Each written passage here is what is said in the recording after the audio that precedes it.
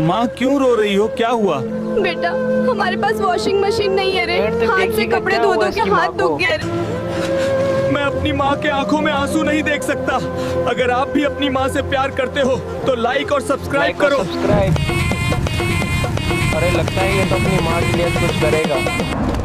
ओए कातिया की औलादो, हट जाओ मेरे रास्ते से, वरना मेरे 2.5 किलो का हाथ बोलेगा। कोई नहीं बचेगा इसके हाथों से आज, मुझे लगता है।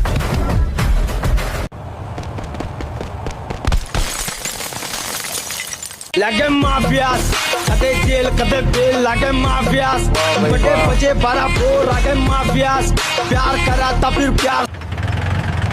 भाई ये समस्या तो दूर देख माँ, तेरे लिए वॉशिंग मशीन लाया तो। वाह भाई। तो मेरा सोना बेटा